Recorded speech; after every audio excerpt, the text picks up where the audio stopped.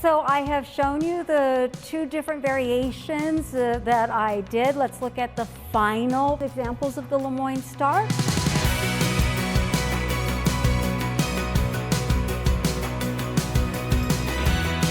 Hi and welcome back to Free Motion Basics. I'm Angelique. So far we have learned some various free motion techniques in some of our previous episodes, but today what we're going to talk about is how to kind of combine those together and use them in some star blocks. What we're going to focus on today is just playing with a couple of different stars and how to use those, just to give you an idea of what you can do with some of the patterns we've learned so far. And so we are going to start with two stars, one being the Missouri Star and the other one being the LeMoyne Star. The Missouri Star is a unequal 9-patch that's on a 4x4 grid.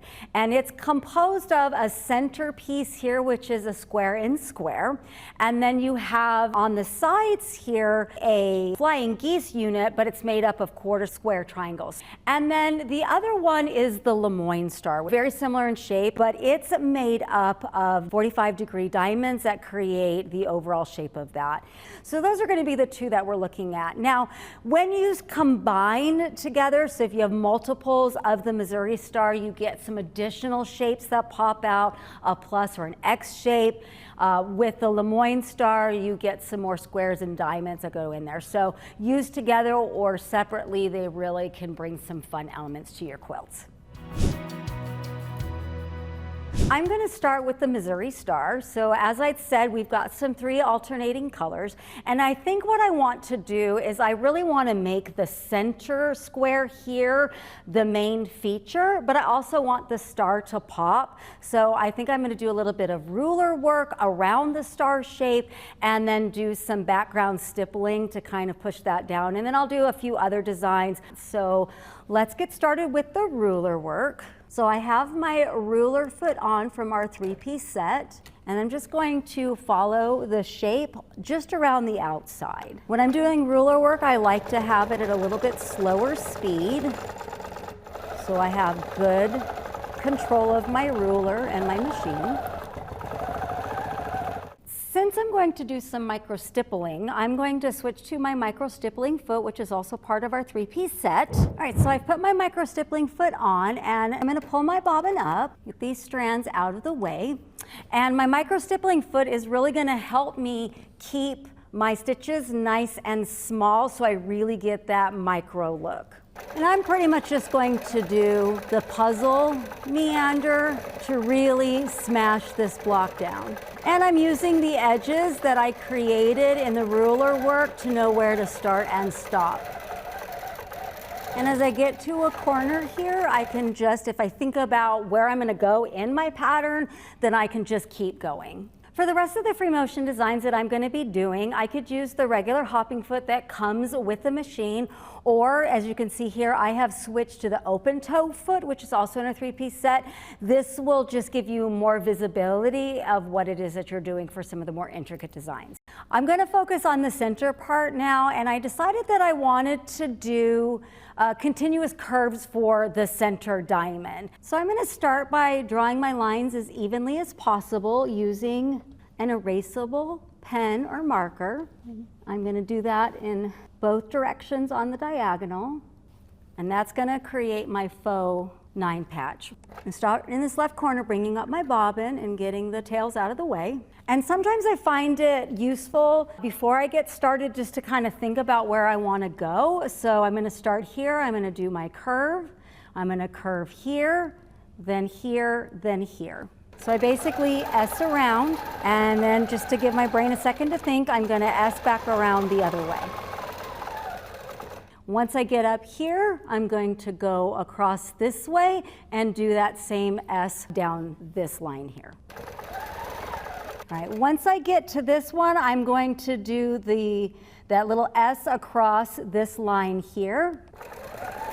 So when that gets me here, I can then do my curve and do that S across this other horizontal line. Now I'm going to come across here and finish the design along the side and the bottom. Then up along the top, and I have that finished. Gonna fasten off, and then we'll iron away the lines and it won't look like a 9 patch anymore. And there we go. So we have that nice, fun design. We get basically orange peels, and it's going to draw a lot of attention to the center. I've decided that I want my colors really to blend in, or my thread to really blend in, so I've switched my thread color so it will blend with the brighter yellow square here. So I'm going to pull that up. And in all of these ones, I thought it would be fun to do a modified loop so I can still visualize the shape of the triangle. And do an elongated loop at the top, and I can do that along this one as well, and that's just going to keep that shape for us. For the darker points of my outer triangles, I decided that I wanted to do some back and forth lines.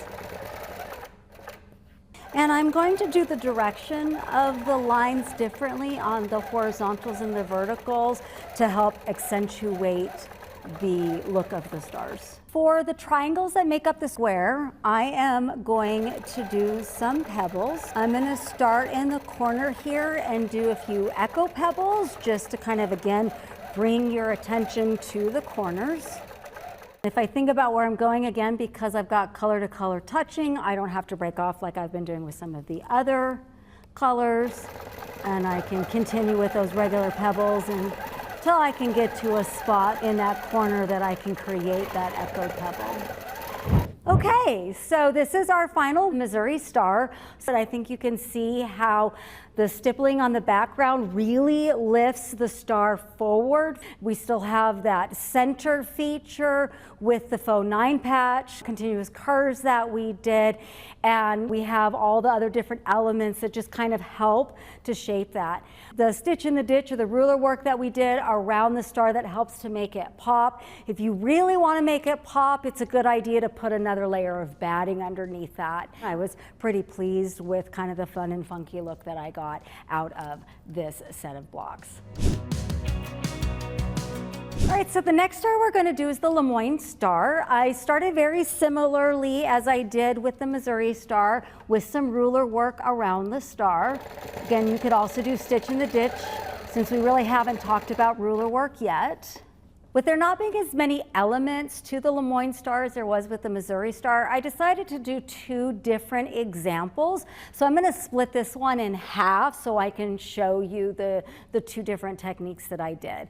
Within the left half here, I decided with this natural line that occurs between the 2 colors, this would make an excellent spine for doing serpentines. So I'm going to start by going up the red side first. Remember, you're kind of coming up and echoing your shape as best as you can. And this one I'm going to stitch in the ditch back to the center here. And with the double serpentine, I want to start back here, so I'm going to stitch in the ditch down what I decided was going to be my stem. Right, and now I'm going to continue up the other side, trying to match this, but opposite it. And if I want to come down to the next one, I can just trace through this spine again. So for the next elements, I wanted, for my first example, to have something that's like counter to the wavy lines that I got out of my serpentines. And so what I'm going to do is, I think I'm going to do some overlapping pebbles in the squares here. And in the triangles, I'm going to do some ovals where I change the directions to kind of match along the sides and the edges here. So let's start with some pebbles here. And I don't mind if these overlap. I think it's just going to add to the effect. And I really just kind of felt that having kind of an opposite shape would really make the serpentines and the star stand out. All right, so on this part here, I'm going to do more ovals, and I'm really just going to kind of emphasize one direction. As it gets smaller, I can switch to regular pebbles as well to fill in some of those areas. And in this triangle, I'm going to do it a little bit differently. I'm going to switch the direction of my ovals so you get more of that pointed feel. And so as I cross the line, I'm switching directions. Right, so you can see how that creates the eye going inwards towards that star. For my second example of the LeMoyne Star, I decided to do 2 variations of loops and wishbones. So in the blue, I'm going to do some elongated, curvy wishbones. In the red ones, I decided I wanted to kind of square them off a little bit more and make them more triangular. It can be really helpful to kind of draw out the shape, to really think about where it is that you need to go. For my background fillers, I really like the linear elements here, but I wanted to mix it up a little bit, so I decided to kind of keep the same flow, that I was just going to do some wavy line filler. Great, so I have shown you the 2 different variations that I did. Let's look at the final examples of the LeMoyne Star. We have here the one where I did the serpentines. And you can really see how this elevates it forward with all of the work towards the center. It does kind of push that center point more down to have that nice flowy feel to the star, and the round elements we did with the pebbles and the ovals really just help to bring out the linear elements that we have. In the second example, where we did the different wishbones, I did want those to blend in a little bit better, so I stuck with the colors of the fabric, but I just think that it makes a more fun and funky design to change these up. And as you can see with the directions that we did, it still kind of helps with your eye which way you want to look. And I just really liked these lines here because it just created more of a fiery feel to it, and I just thought that would be really fun, and that kind of continued that look with the linear elements and just makes it stand out. And so we have 2 different examples here, and they both have a different feel and look to them based on the free motion that we decided to do for those.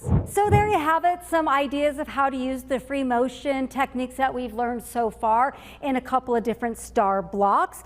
I did feature the use of the 3-piece hopping foot set quite a bit in this one. So if you'd like to know more about this, you can check out our website, graceframe.com, or contact sales@graceframe.com, and they'll be happy to tell you more about this. One of the other things that I really recommend is print out those block examples and practice. Try some different designs, see what you like, what you don't like, and just come up with ways to express that feeling that you want to get out of those blocks. And if you love what we're doing, please like and subscribe to our YouTube channel. You're going to get a lot more product information, ideas like your free motion designs, and so much more. We just really want to inspire you to be the best quilter that you can be. Until next time, thanks for joining us.